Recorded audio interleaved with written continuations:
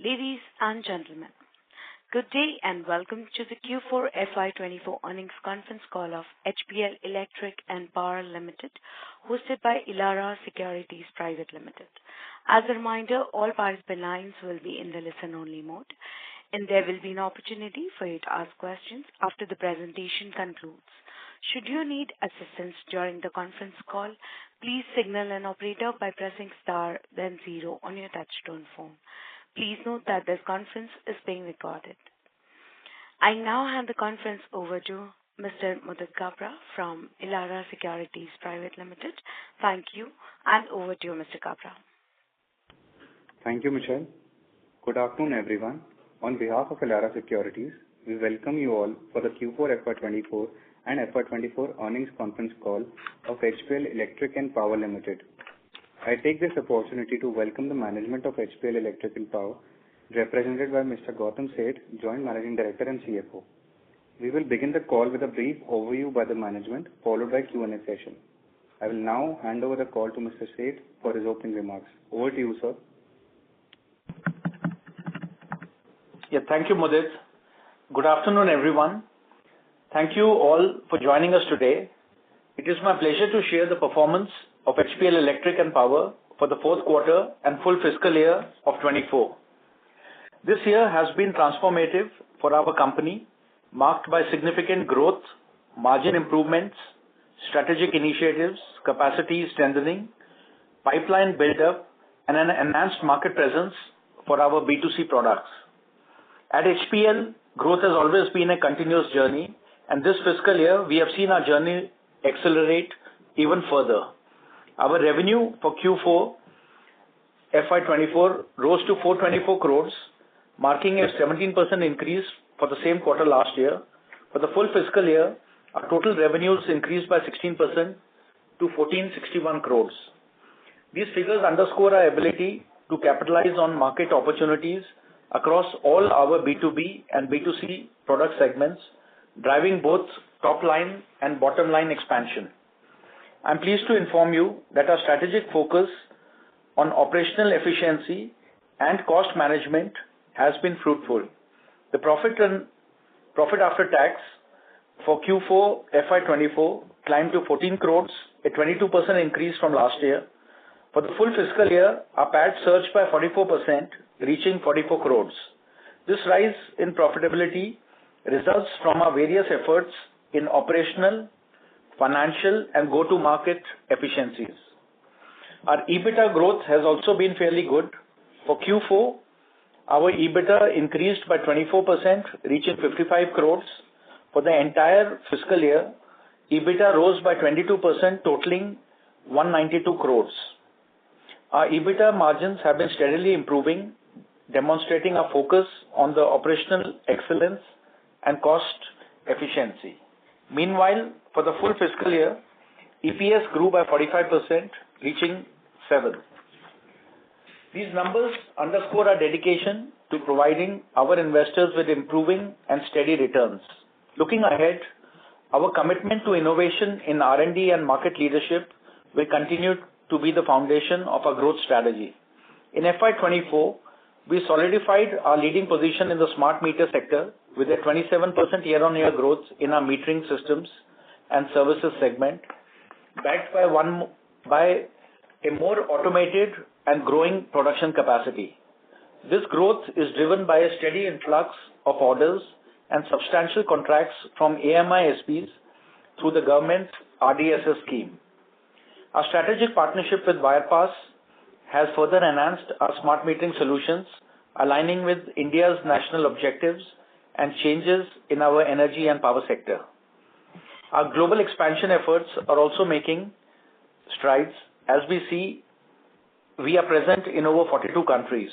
This international push is fueled by steadily increasing exports across all our product segments.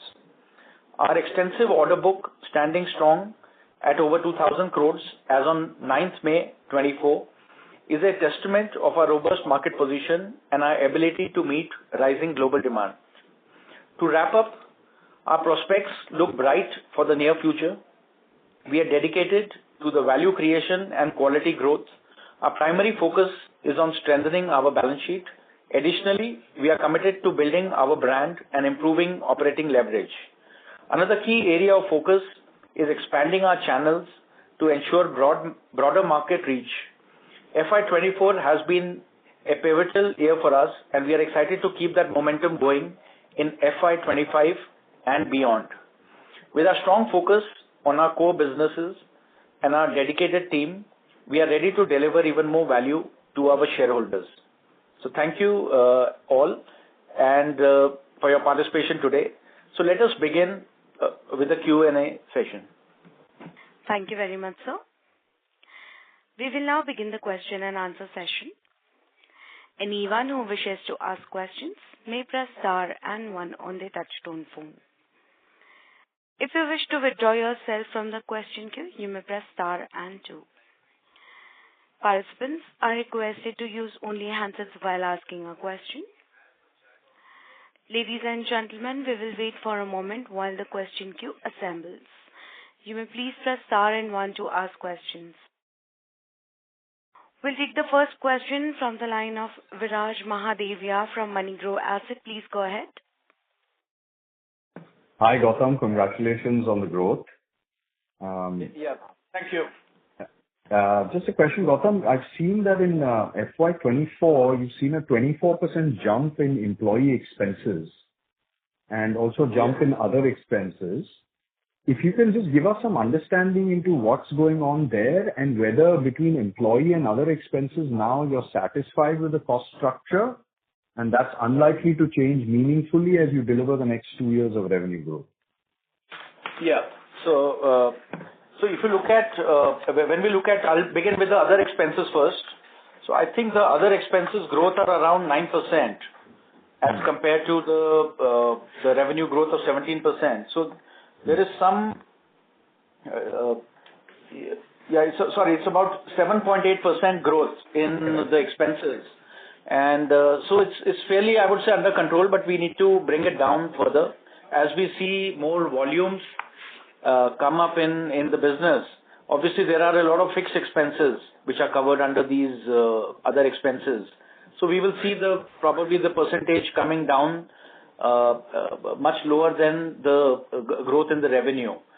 In terms of manpower cost, yes, that has gone up, and that has gone up quite significantly because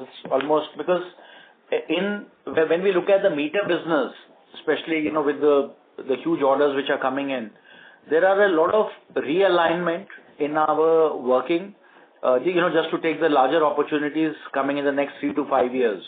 So there are investments in terms of manpower, in terms of in the factory, in terms of R&D, a lot of work. So there we have seen certain significant growth. We have also building up certain specialized skill sets, which will eventually help us in the next 2 to 3 years in terms of revenue. So that has slightly gone up a little more than the revenue growth.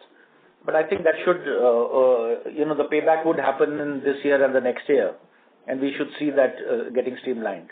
Also, as the manufacturing goes up, of course, there are direct expenses on the labor and other things. That is it. But I think that you should see that streamlining. At least the incremental rate will not happen. It should be ideally below the revenue growth rate. Understood. So the absolute cost of employee plus other expenses, I'm talking absolutes now, not percentages of revenue. Okay. That should not change meaningfully as you deliver the next 2 to 3 years of growth? So the manpower cost, there's an average, let's say, You've done about 178 crores of employee. Yeah. And normally an inflation cost happening. Although, especially in the metering and certain parts of switchgear, there's a lot of automation work happening. So we are actually doing it already that, reducing the labor cost on the shop floor by having these automated machines and, having better processes. But still, I would say you will need to take the inflationary cost of the manpower, which is... That's fine. But no manpower numbers that are going to be added from here in a meaningful way. No, I would say maybe not. Because in this year, we also opened, around in the beginning of Q3, we opened a new unit where the industrial plastic moldings were there. So it did involve, a new location has its new manpower. So that happened. We did enhance the electronic manufacturing. So certain specific capex have been happening more on the metering side, just to take care of the future opportunity. Right. Great. My second question, sir, is regarding the point you have in your investor deck about 10,000 crore in orders that have been floated or are expected to be floated in the near term. Can you give us a sense of these orders, I'm assuming, have been floated by the government tenders to the AMISPs, and where are we in terms of those orders being downloaded to the product manufacturers, the smart meter manufacturers such as yourselves, and how much is expected in the next 3 to 6 months? Yeah. So if you see, these figures are of course indicative. The broad underlining thing is that huge orders are in the pipeline from the utility to the AMISP. So that itself is a huge, pipeline that is there. There are many states which have still not gone fully for the smart metering. So that opportunity is there. But although a lot of back-end work has been happening, then there are a lot of orders which have been finalized by the utilities on the AMISP, where only a part of it has been offloaded. And we believe that, and of course we are a part of most of them, but we believe that the further orders would come from the AMISPs based on the performances and the delivery schedules, the way we meet, and they would obviously look at the quality and the way we have put in the technology. So that is how it would happen. So we are anyway hopeful. We are, I would say, that's where our strength lies, in the product and the processes what we have. So a lot of the pipeline is very strong. HPL is very well placed, I would say.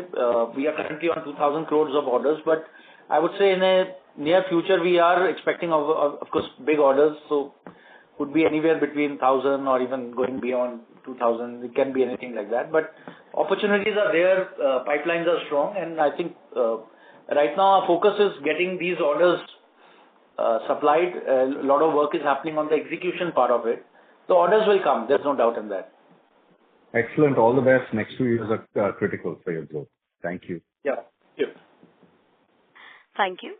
Participants, you may press star and one to ask questions. The next question is from the line of Sandeep Mathivanan from MoneyGrow Asset. Please go ahead. Yeah. Am I audible? Yeah. Good afternoon. Yeah, Sandeep, go ahead. Yeah, good afternoon. Thanks for the opportunity. So I wanted to know about the opportunities present in our cable, sector going forward. So if you could shed some light on it, that would be really helpful. Yeah, so cable, so we, in the last 2 years, we have seen the certain re-emergence of the cable and wire in the segment in HPL. But we are pretty upbeat on that. Like the way we see meters having a very strong growth over the next 3 to 5 years or even beyond. Wire and cable also has been seeing a very good traction internally. Although the last year the overall growth is only 7%, but if you kind of dissect it, the trade part has really grown up in a good double digit. Only towards the Q4 we saw the certain telecom requirements come down, which actually got pushed to the current year. So that actually depressed the overall thing. But generally, in terms of the building segment, the infrastructure requirements, the trade where we have the normal domestic wire going in, we have been seeing a good growth. So if you see the way we have realigned ourselves internally, for us, the next 2 years are going to see a very good growth in the cable and wire industry here. We have also enhanced our product range. So certain industrial cables have been added, a lot of specialty cables have been added. We've already been doing telecom in a good way. So again in this in the Q1 we have seen again the orders coming from most of the telecom players. So in a way this segment is I think the overall industry is also on a upside. And we are also realigning ourselves, and maybe going forward there would be certain selective capex on the cable and wire also, where we will, as we see the growth opportunity, we will like to expand our product range also. So definitely this is now one of our key focuses here. Okay, thanks for your answer, sir. I just want to understand how that China Plus One strategy is playing out when it comes in to export. So Sorry, I missed the last part. So, how like export opportunities are shaping up when you view in context of China Plus One? So it's been good. It's the last 2 years we are seeing a lot of inquiries coming in. Obviously, they take a lot of, because most of these inquiries come in from the MNCs or the European or the bigger players who have been sourcing it from China. So although there is an interest, there's an interest in that, but okay, it's not something that the entire things are changing. So we definitely have benefited in the last 2 years from that. We are right now also sitting on certain big inquiries. In fact, we participated in April in the Hanover Fair. So that is where a lot of inquiries do come in for these type of sourcing requirements. So that of course I would say that is where we are definitely a beneficiary of that. But it would take some time as we see more and more orders to come by that. But we are, if you see, in terms of our manufacturing, in terms of product range and the way we are placed, we are definitely a good suitable candidate to supply, especially the switchgear, wire cable. When we look at even the lighting, meters for sure, we can really cater to the world requirements wherever these China Plus One strategies are. So overall, it's a good thing happening.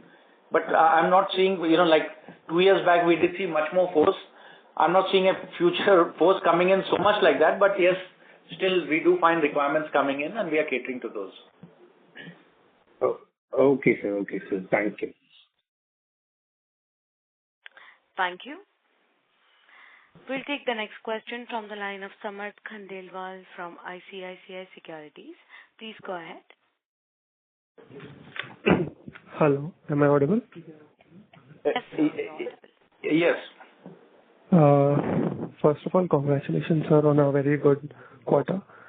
My question is regarding, if you could share some light how much of the production capacity we are utilizing as of now in smart metering? Yes, it's, I think broadly, if you look at, we are probably around 70% of our capacity, 70 to 75%. But over I think since, so this is for the metering part. Again, we have seen a surge in our wire and cable business. So there again, that's there. But across our lines, because we are talking about many different products, different factories. But broadly, we are somewhere around that 70 to 75%. Although they have been last 2 to 3 quarters, we have been seeing a much better increase in that. Now, you must realize that in meters, we have last year again added a lot of capacities more on the back end side. So maybe the capacity utilizations may be a little lower, but as we go forward, and especially the second half of the next year, or this year rather, the FY25, we would see certain peak demands coming in. And so I think we are well, ready to take those added quantities and the opportunity. Okay, so basis the current production, how much time would it take to execute the order book that we have of about 2,000 odd crores? Yeah, so roughly, I think the delivery schedules are between 24 to, like it's about 2 years to 2.5 years. Now, there is also that normally when the AMI SP gets a particular project, it takes 6 to 9 months for him to start rolling out the project at the ground level. And that is when the rollout happens, other than the initial certain trial quantities for a beta testing. Typically, it takes time. So roughly, I would say maybe it will take 2.5 to 3 years, depending on specific orders and specific delivery schedules for us to execute these orders. Yeah. So this is mainly for the meters. Balance are much quicker. Yeah. And even the legacy meters which are there, which are of course maybe just about 10% of the overall orders of meters. So that would happen in the next 6 to 9 months. So there we don't have an extended delivery schedule. Sir, if you could just share some light on how much time in beta testing out of those 24 months? No, that's a very less, one of those, normally it is for the AMI SP to, install the software. So then normally, like any big project comes, they would take in maybe a 500,000 meters or a 5,000 meters, install it somewhere, do the complete, the installation part, the various softwares, everything. Once everything is okay, then the rollout becomes much more better, and all issues which the AMI faces in integration or installation, those get sorted out. So for us, our meters are ready to go from day one, but to work in a system and to work in that is where that testing happens, but that happens at the end of the AMI SP. I understand. So the revenue recognition, if I'm to understand that, we will receive an order, we will take some time to produce the meter, and we will hand over the meters to AMISP for beta testing. And after that, we'll deliver further orders, and when we finally deliver it, we'll start recording the revenue. Am I? No. The AMI SP takes the project, okay? He places the order on a meter manufacturer, which is like us, so when we supply, whether it is 1 meter or 100,000 meters, we bill it to them, and we get our payments as per the, other than maybe the initial 500,000, maybe those delays could be there, but otherwise the regular supplies are all within the stipulated period of our payment agreement days. So for us, as far as we are concerned, we are supplying, we are billing to AMI SPs, and that is our final sales. Of course, we are responsible for the warranty, for the performance of the product, and whatever other requirements may be there. During installation, if there are any issues or something, so we would be responsible for our product working. Understood. So the revenue is very clear. So there's no deferment in the revenue recognition from that point of view. It's very clear. It's like a sale to any project that we would do, and then it's up to them how they are billing it, how they are installing it, and then probably they are financing it also, maybe for whatever 10 years they are doing it. So that is up to them. Okay. So, sir, 2 last questions, if I may. Sorry to interrupt, sir. I would request you to kindly rejoin. Okay. All right. Thank you. Thank you, sir. We'll take the next question from the line of Neha Patel, an individual investor. Please go ahead. Good afternoon, everyone. So, my question is also regarding the smart I'm sorry to interrupt. Ma'am, your audio is not clear. May I request you to use your handset? Can you hear me? Can you hear me now? Yes, ma'am. Please continue. Okay. So, can you tell us more about the revenue and profit we are looking for the next few quarters, especially in the Indian market, and how much of our order book is exactly for the smart meters, and what kind of growth are we expecting in this segment for the next year? Do we see any threats to this opportunity?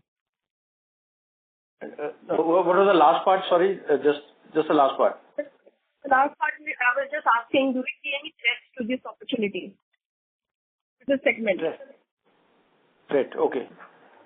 So if you see, I'll just go back very quickly if you see in the last 3 years, we have seen the revenue of the company grow consistently. So from almost 850 crores, we reached over 1,000, and then 1,250 somewhere, and then now 1,460.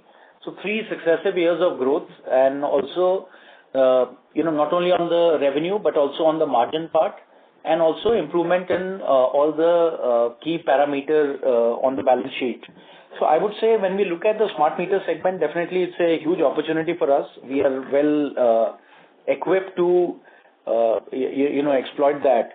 So in terms of revenue, we would again see a good growth, maybe a good 20% plus growth, maybe 25%, or even can go beyond in the next 3 to 4 years. I would say the overall time required for completing of the government's target for, the 25 crore meters what they have been talking about, it would be minimum, I would say, at least 5 to 6 years, maybe, or let's say 5 years is a minimum this thing. So overall, the revenue of the company in terms of the metering is going to grow in a big way.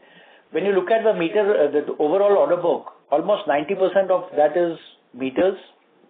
Out of that, almost 80, I think it's 87% is smart meters. So bulk of the order book right now is smart meters, which in the next 2 to 3 years we are looking to supply that. And with a strong pipeline, as I was just discussing earlier also, a lot of orders are expected to come by, and also in the near future. So overall, our revenue guidance would remain strong for the smart meters, for the meters as a whole, and also on the margin expansion. You are already seeing it in the fourth quarter, last whole year, in fact, we have seen it. So that margin would continue to be at a good level, and if the commodities and everything remains intact, hopefully as the volume picks up, we'll look to probably improve those margins also. Even when you look at the non-metering business, there also, other than the lighting, which where the sales went down, the overall revenue growths have been there. So I think this year and even going beyond, we see a steady growth there also, although it may not be as much as what the meter is doing as a percentage of growth, but here also we should see a steady growth. Now, looking at you asked about the threats of it. So there is, right now, if you see the supply chain, I find that pretty stable. The supplies are not an issue. So overall, I don't see any specific threats which are there right now. But yes, since these are fixed price contracts, so any change or abnormal change in the cost structures, especially of any commodity or electronics, or due to some of the geopolitical things, what could happen, I think that would remain, but that would probably be it's a general threat for probably anybody would face that. But otherwise, and specifically anything on the industry or anything, we don't see that as happening. The opportunity is really good, and we are well prepared to exploit it. I was just coming to that. So the recent elections, did it pose any risk or disruptions to the RDSS scheme that could affect our smart metering rollout across different states?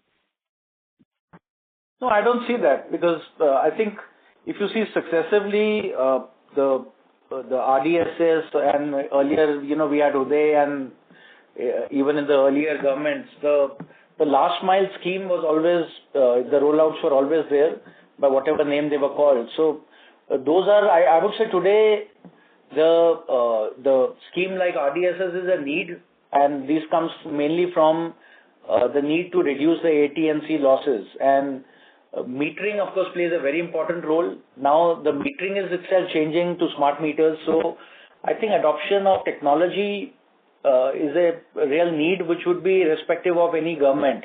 So I would say, in fact, I'm very confident that post this we would see much faster rollout, and I think in the next 5 years are critical, because that is where the first round of smart metering would be, I would believe it would be completed in this tenure, So that would start giving a lot of operational savings to the government, and overall efficiencies should come in the overall system, and that would pave the way for the next level of smart metering and other things which would be going well beyond that. So I think overall I don't see anything that could disrupt the ongoing program. Sure. Thank you so much. Thank you. Thank you.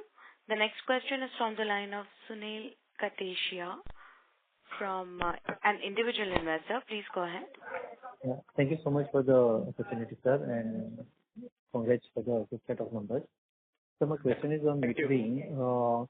Are we looking any revenue from after sales service and the meters to run for 10 years, or as in lifetime for a particular product, and maybe from our end after warranty period, maybe 1 year, 2 year down the line? I don't know. If you can just put a light on it. Yeah, so I think, our focus right now is on the supply side, on supplying the meters. I think we have taken it up earlier also on a similar question like this, that probably as we, the next two, because whatever even the future orders what are expected would be supplied in the next 2 to 3 years.